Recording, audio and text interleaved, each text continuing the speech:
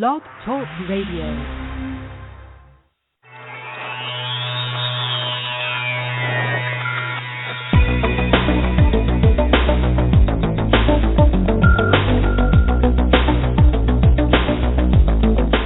Across the country and around the world, streaming live on the internet, it's Real Estate Coaching Radio, bringing you the latest news, interviews, and secrets of the top producers.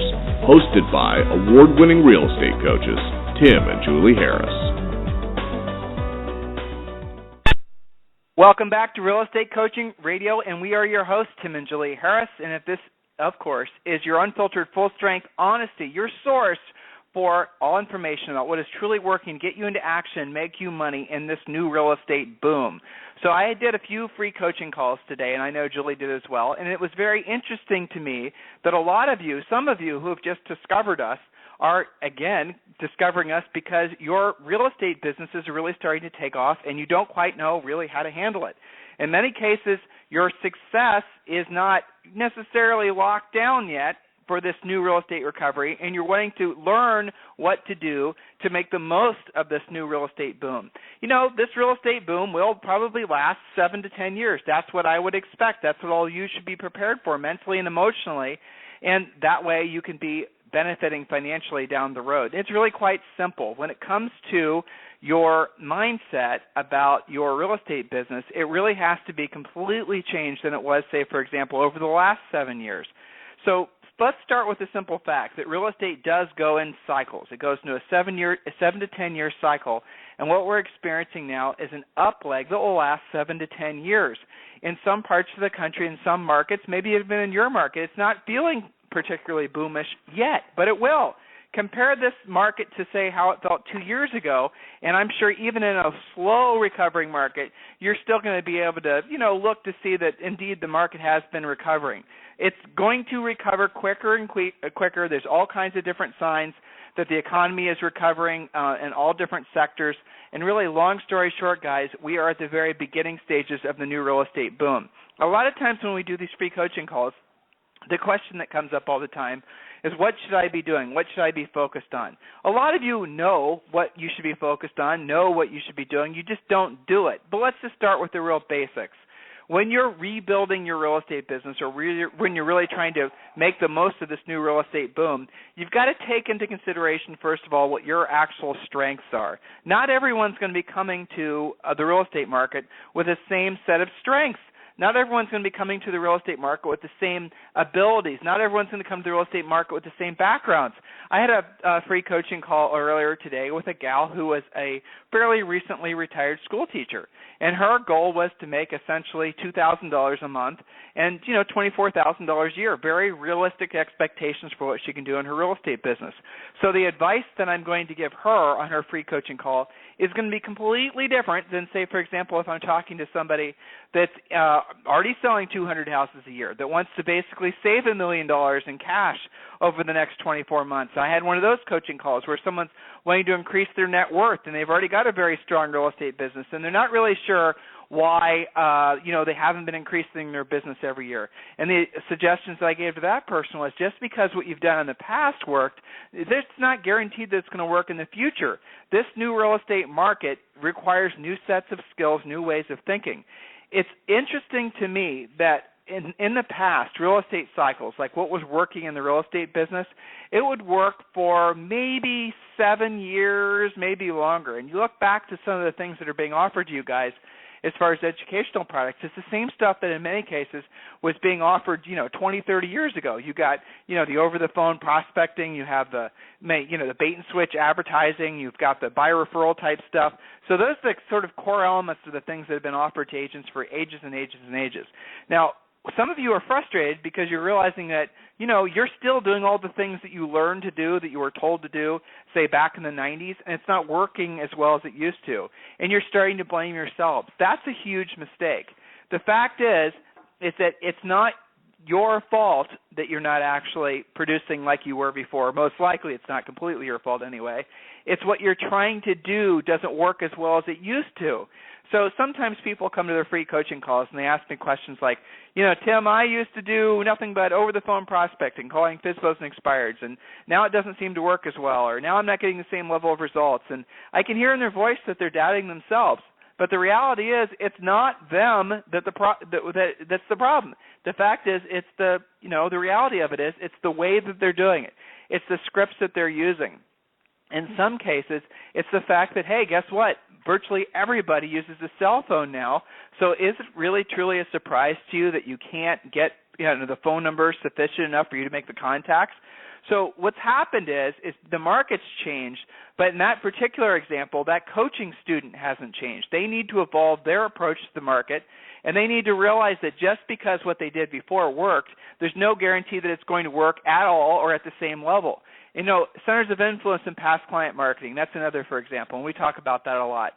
So it'll always work at some level, but it won't work the way it used to work. And I'll give you a very simple explanation.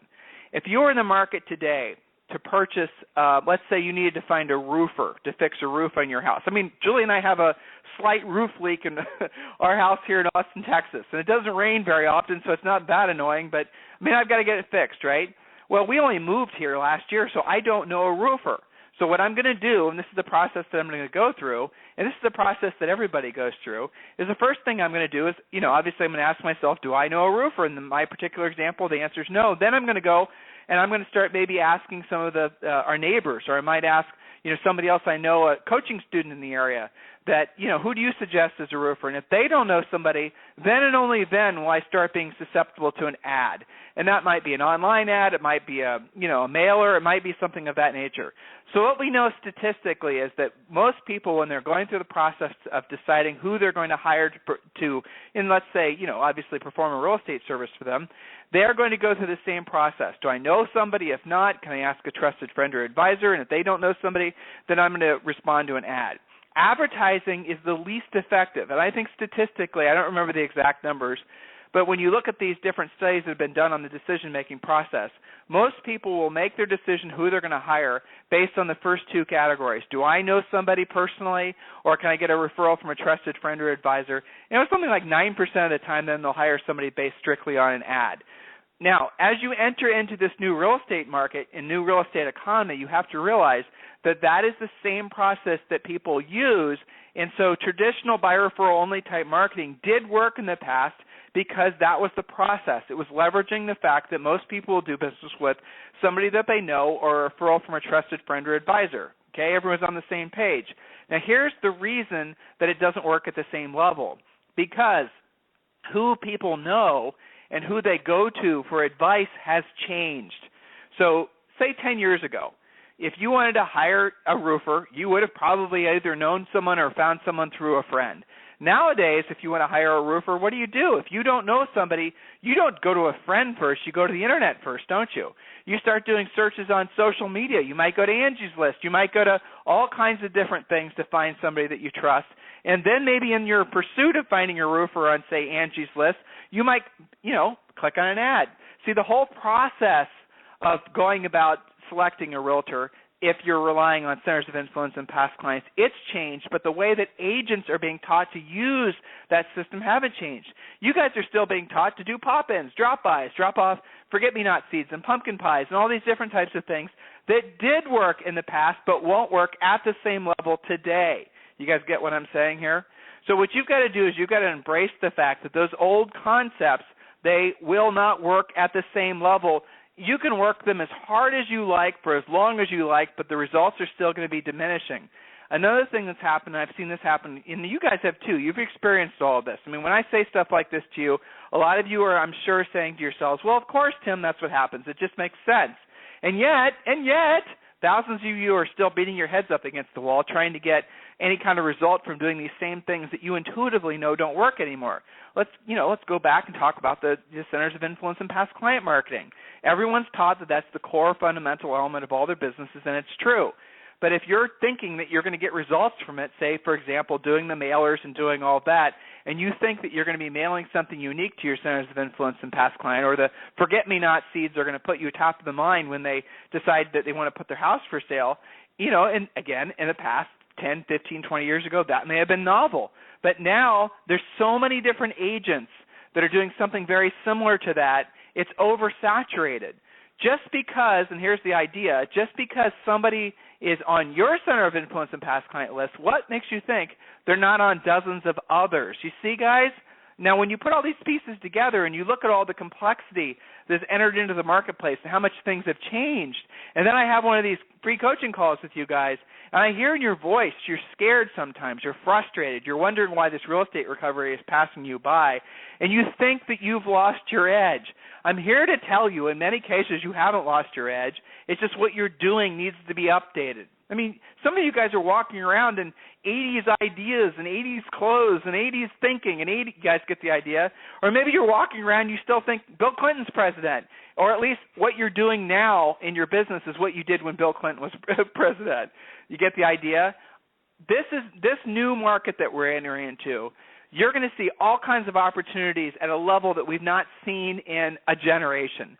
One of the opportunities that I'm really excited about, it's kind of funny. You read this conflicting information about the baby boomers' kids, and, they're living in their basements and they're doing all that stuff, and they're just a bunch of slackers.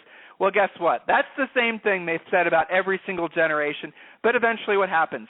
People, get married, they have kids, they want to buy their own house, so they realize that, they have to become homeowners just like the rest of us have. That is the path that will always be true in the United States. Part of the American ethos of the American dream is being a homeowner. Well, that process is indeed starting again. And we're starting to see all kinds of new construction around the country start. We're seeing all kinds of new opportunities with working with these guys that are in their late 20s, early 30s. All kinds of money that's going to be made if you just shift your focus and realize that even if you're doing something in the past that's worked and you're still trying to do it, don't be surprised, again, if not only what you're doing, but the market in which you're trying to serve, that's shifting as well. All this information and more can be very confusing. It can be very overwhelming. It can be very daunting. I get that. That's the reason you guys have to request a free coaching call. We love doing the free coaching calls. The reason I personally like doing them, to be honest with you, is they're self-serving. Because when I'm talking to you guys, I get to learn from you. In many cases, a lot of you guys are fantastic agents, exactly what your headwinds are, exactly the challenges that you're having every single day that are maybe new and different because of this new and different market, and helps make me a better coach. That's the way I approach these calls. What is unique about you, and how can I help you leverage and maximize your particular opportunities in this new real estate market? Be excited about what the next 7 to 10 years will be. Even if you've gotten your butt kicked during the recession, really, who hasn't at some level had their butt kicked in the recession? Everybody has. That's normal. What's abnormal is that you don't put that behind you, at least not let it rule your decisions that you're making today. Enter into the next 7 to 10 years that you're going to, have no debt. You're going to pay your house off. You're going to save enough money so that 7 to 10 years from now you don't have to worry about money again. I ask this question all the time. So if you were, let's say back in the real estate boom, let's say it's 2003, 2004, right at really arguably the peak of the real estate boom, you knew there were 3 or 4 years ahead of you where the real estate market was going to potentially be, really fantastic opportunity for you to make money. What would you do differently? If you could go back in time, better than 10 years basically, and you knew for sure that you were experiencing what was going to be a huge run-up in the real estate market, what would you do differently? The answers are always the same. You would not accumulate debt. You'd not over-leverage yourself. You'd save more money. And frankly, you wouldn't, abuse money, or at least the very least, you wouldn't take it for granted, the opportunity that market presented, right? So when you're looking back, what's the prominent thought? You would have saved more money. You wouldn't have accumulated debt, so that now you would have been in a better financial situation. Well, the real estate gods, if there are such a thing, have now served on a silver platter all of us another real estate boom. So now we're going, this is going to be the market that's going to be better than the previous market. The last market was fueled by arguably artificial demand from crazy mortgage products. This new real estate market is going to be fueled by legitimate demand from an epic demographic shift, and that's what's exciting. You're going to have the baby boomers downsizing. You're going to have the Generation X people that are buying their ultimate houses. You're going to have the Generation Y folks that are buying their first homes. You're going to have all this going on simultaneously, not just some investor or some greedy seller or some REO or some short sale, but all these different aspects of the real estate market that are exciting, that are creating huge opportunities for you to help others, obviously, and accumulate wealth. So hopefully you guys are all excited about that. Now, the topic of the next few radio shows this week are going to be specifically about the 11 habits of the real estate millionaire. So we're going to be talking about those a little bit when we come back from this quick commercial break.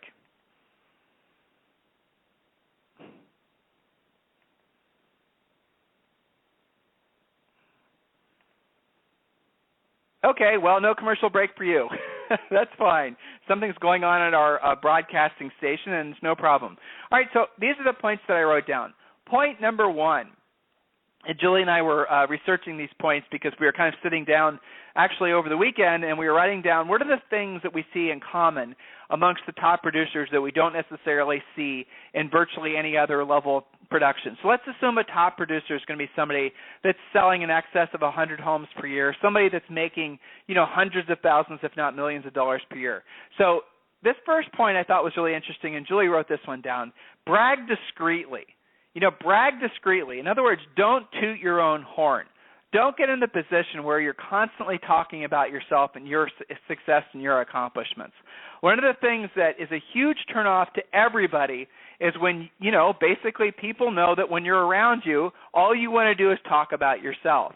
So that's a bad habit. It's a bad habit that will actually result in you alienating folks that might otherwise choose to do business with you. Some of you have gotten into the habit of talking about yourselves too often, and you brag about your success too often, or you talk about your failures too often. In other words, you're talking about yourself too often. One of the things you can do to stop that is write this down. You need to, these a couple good points is you need to count how many times when you're talking to somebody you use personal pronouns. I, me, things of that nature. How often do you want to turn the conversation to talk about yourself?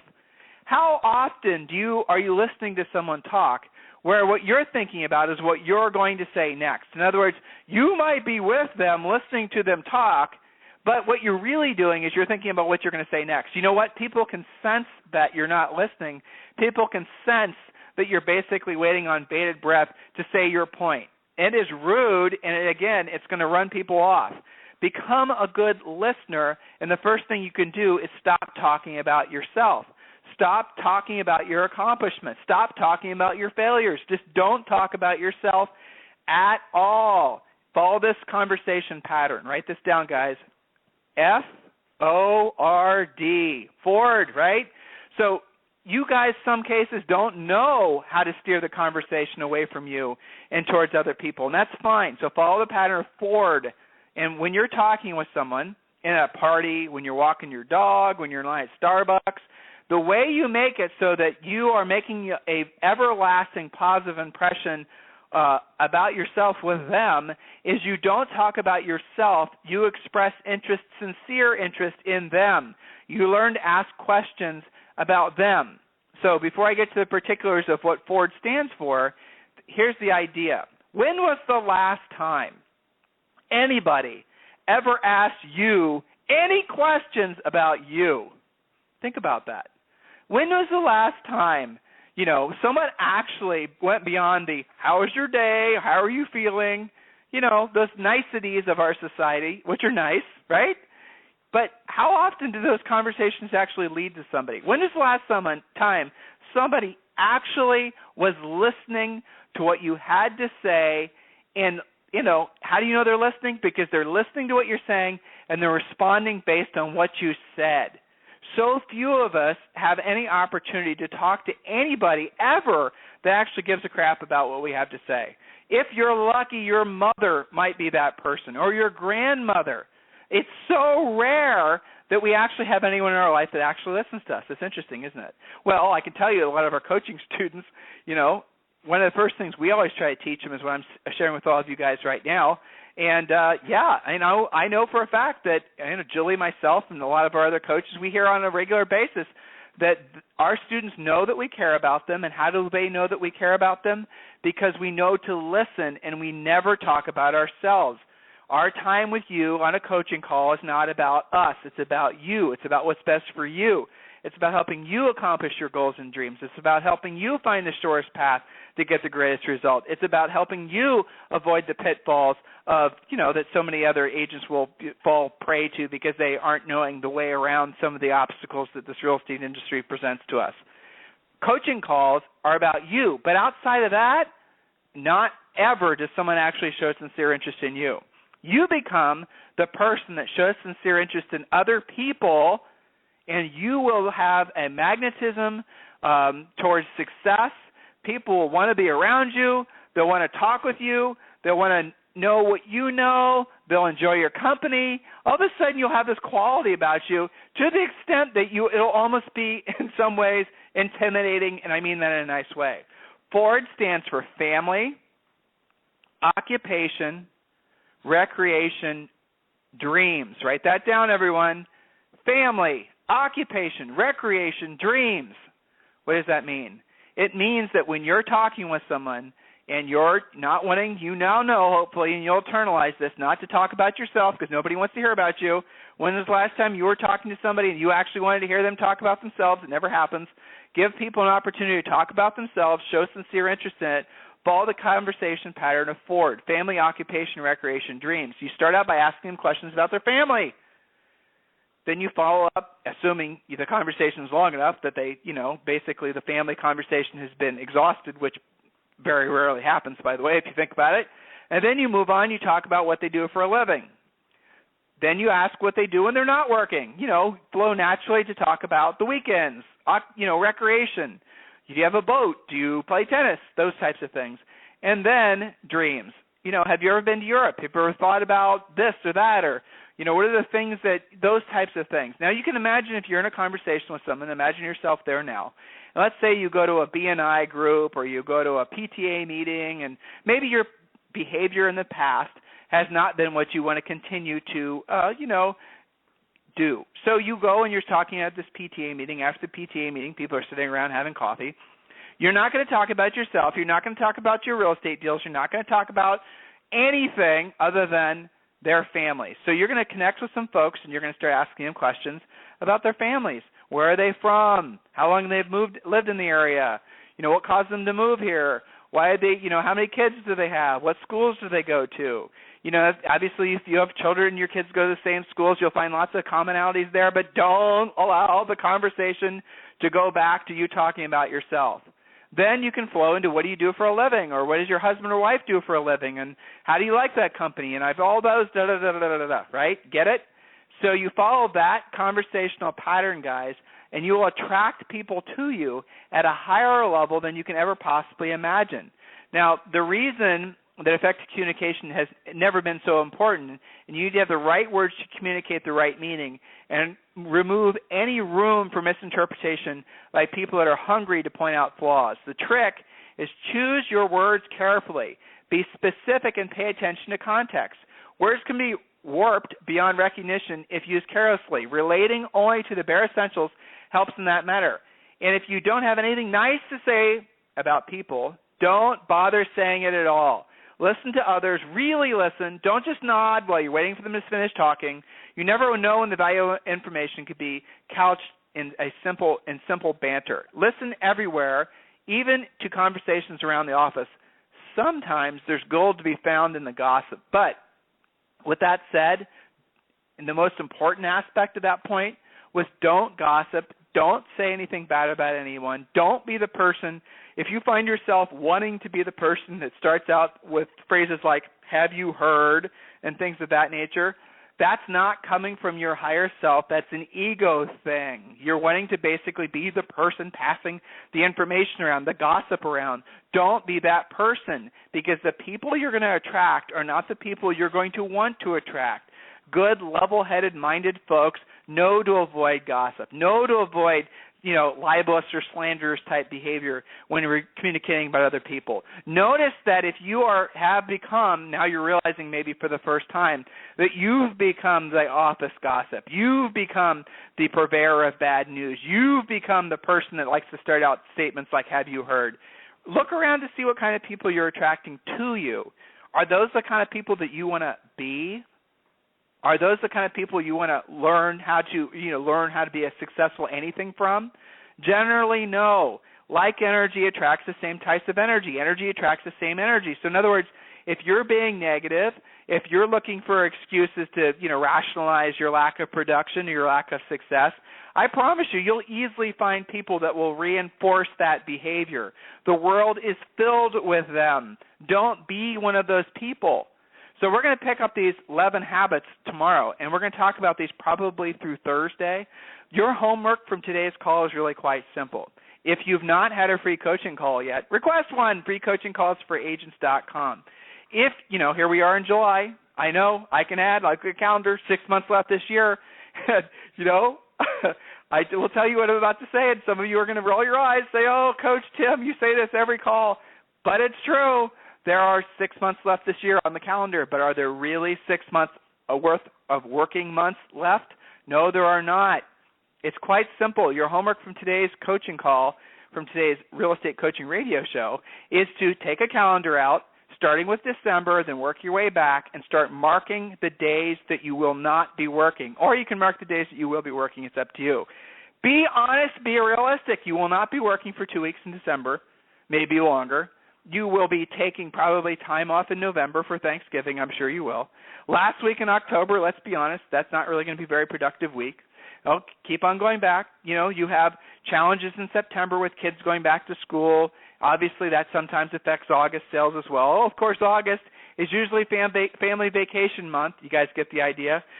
Take out the weekends. Take out any extra days you're going to be taking off. Maybe you have a special vacation. I have some coaching clients going to Europe. I have some coaching clients that are planning on, taking off for going to their cabins up, and I have someone, all kinds of different things. You guys, a lot of our personal coaching students are just having fantastic years and absolutely positively should be enjoying the fruits of your labor. That is the point of work.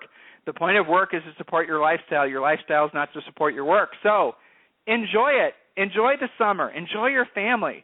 Enjoy being alive. Embrace the opportunities that you've created for yourself. But guys, be realistic. If we're being honest and you start taking out the weekends, taking out the normal holidays, taking out the extra time you're taking off, how many actual working days do you have left this year? I bet it's not even 60, 2 months. So effectively, you don't have 6 months worth of working days left. You have maybe 2 months worth of working days left, 60 days. With that in mind, how do you feel? I bet you feel a lot more pressure. Challenge me on this. Go to a calendar. Do it. Find out if what I'm telling you works for you. It will. And then ask yourself, what do I need to be doing now to take advantage of the next 6 months?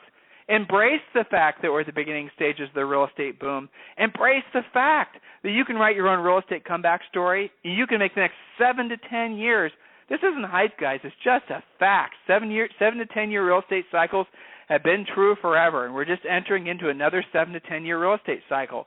Make the most of it. Make this not just your opportunity to write your comeback story, which is the case for a lot of you. You're rebuilding from the real estate crash, but make this the best opportunity, the best cycle in your personal life, your business life, your personal life, your financial life. Every aspect of your life over the next 7 to 10 years is the best 7 to 10 years of your life. I don't care if you're 81 or if you're 18. It doesn't matter where you are. Realize that in this industry is going to be better than the best 7 to 10 year cycle we've ever experienced probably in the last 100 years. Every demographic reason is pointed in our favor. Interest rates are pointed in our favor. Family formation is supporting the 7 to 10 year cycle. Every single, look how many new people are moving to the United States. More than ever, America has become the landing spot for immigrants, especially, hey, look around, guys, immigrants that bring lots of money with them. In the upper end, the $1 billion, a lot of you guys are working with really, really high-end clients. Well, you think that market's going to reduce? Heck no, it's just getting started. Realize where you are. Be realistic about where you want to be. Realistic in the sense that think big. And if there's anything we can do for you, request a free coaching call. Free coaching calls for agents.com, free coaching calls for agents.com. Priority is obviously given to our existing coaching students and for those of you who are ready to become coaching students. And listen, do your homework, do the calendaring exercise I just asked you to do, and we'll talk to you tomorrow on the radio. Have a fantastic day, and again, talk with you tomorrow.